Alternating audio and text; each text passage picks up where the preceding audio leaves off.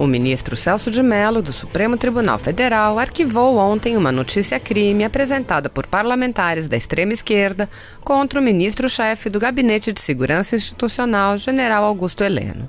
Os deputados André Figueiredo e Alessandro Molon e o senador Randolfo Rodrigues apresentaram uma notícia-crime após o general Heleno divulgar a nota à nação brasileira quando alertou que uma eventual apreensão do celular do presidente Jair Bolsonaro, também a pedido de parlamentares de extrema esquerda, poderia provocar consequências imprevisíveis para a estabilidade do país. Na decisão, o ministro Celso de Mello reconheceu que cabe ao Ministério Público e não a parlamentares oferecer denúncia ou promover arquivamento.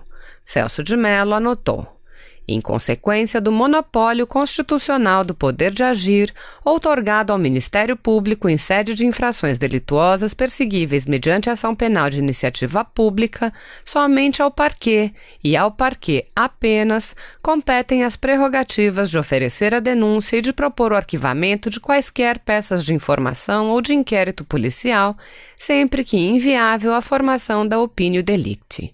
É por essa razão considerada a opção constitucional inequívoca pelo sistema acusatório como modelo de persecução penal que falece ao Poder Judiciário competência para ordenar ex officio, portanto, sem prévia e formal provocação do Ministério Público, o arquivamento de investigações penais, de inquéritos policiais ou de peças de informação, pois tal procedimento judicial importaria em clara ofensa a uma das mais expressivas funções institucionais do Ministério Público, a quem se conferiu o monopólio constitucional do poder de acusar, sempre que se tratar de ilícitos perseguíveis mediante ação penal de iniciativa pública.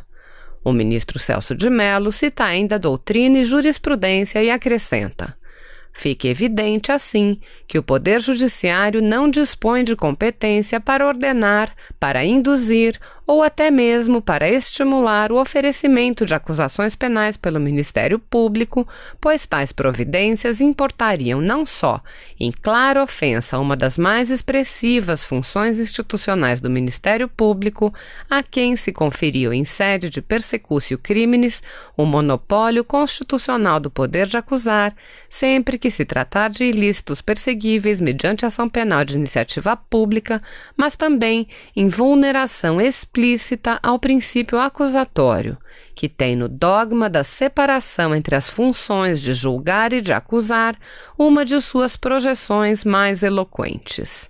Vê-se, portanto, tratando-se de delitos perseguíveis mediante ação penal pública, que não se mostra lícito ao Poder Judiciário determinar, em face de provocação de terceiro noticiante, a instauração de inquérito, o oferecimento de denúncia e ou a realização de diligências sem o prévio requerimento e iniciativa do Ministério Público, consoante tem sido proclamado pela jurisprudência deste próprio Supremo Tribunal Federal.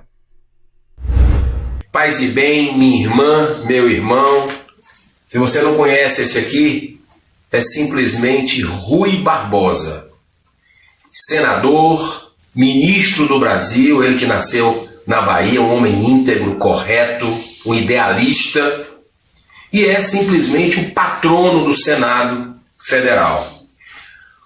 E olha como ele está mais presente do que nunca nesse momento que a gente vive, né? Um momento de provação sob todos os aspectos, mas ao mesmo tempo um momento também de esperança, de renovação, porque a natureza ela não dá saltos. A gente tem que ter fé, persistência e muito trabalho para que a paz, a democracia se estabeleça com o diálogo, mas com o respeito mútuo acima de tudo. Rui Barbosa falou, vamos dizer, um discurso assim antológico dele, que diz o seguinte, você já deve conhecer esse início aqui: de tanto ver triunfar as nulidades, de tanto ver prosperar a desonra, de tanto ver crescer a injustiça, de tanto ver agigantarem-se os poderes nas mãos dos maus, o homem chega a desanimar da virtude. rir-se da honra, a ter vergonha de ser honesto. Essa frase é repetida por muitos senadores aqui há muito tempo, né? Olhando ali para o busto dele, ali no plenário do Senado Federal. Mas olha como ele está mais atual do que nunca. Isso tudo que ele está colocando atualizadíssimo, né? Com o momento que a gente vive, né? Mas o final pouca gente conhece. Aí ele fala um pouco, né? Tem outras colocações interessantes nesse discurso. Você pode buscar aí no YouTube, que vale a pena, né? Para cada vez mais o povo brasileiro estar gostando de política. Isso é muito bom, muito positivo. E é por isso que eu tenho mais esperança ainda, né? Além de que eu tenho convicção que, às vezes, ao meio do caos, a gente sabe que quem está no comando não é presidente, não é senador. Jesus está no comando desse país e tudo vai dar certo, né? Então, o que a gente está passando é para aprendizado. Agora, olha o final do discurso dele.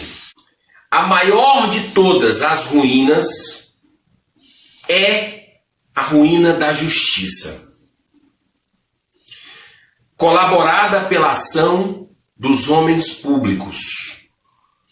E a mais grave de todas as ruínas é a falta de penalidade dos criminosos confessos.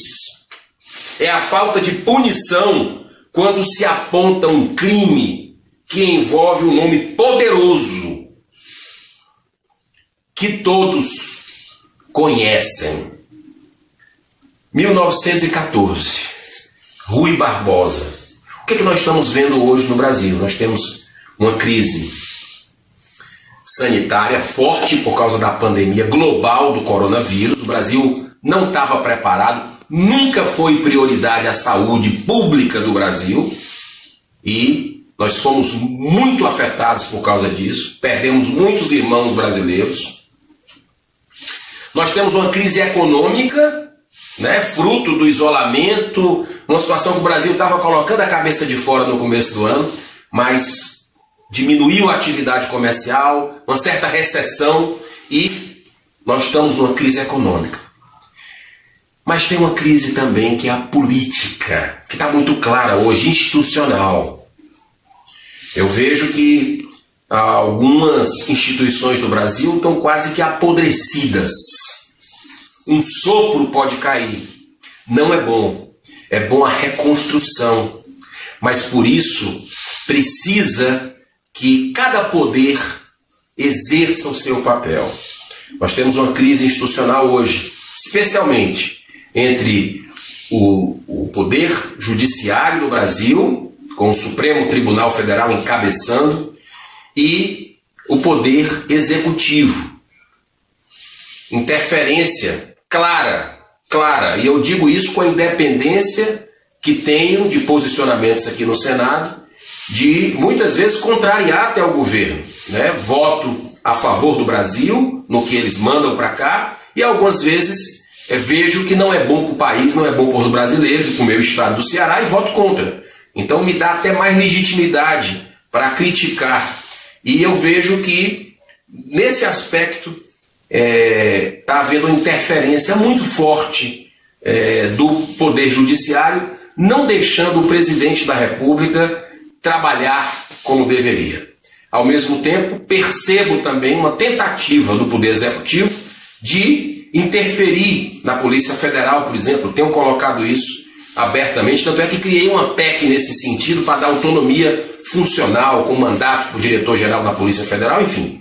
Mas o que está estabelecido hoje é esse conflito entre os dois poderes. O poder legislativo, especialmente a Casa, que eu vim para cá contra todos os prognósticos, eu estou aqui pela vontade do povo cearense, está sendo omisso.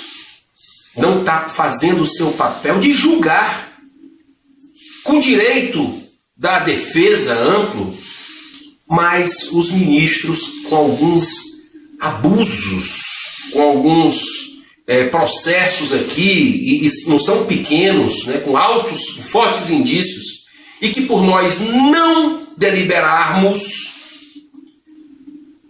por esse ciclo vicioso que está acontecendo aqui, né, infelizmente nós temos hoje pelo foro privilegiado, que é um guarda-chuva de corrupção no Brasil, os senadores, os parlamentares são julgados pelo Supremo.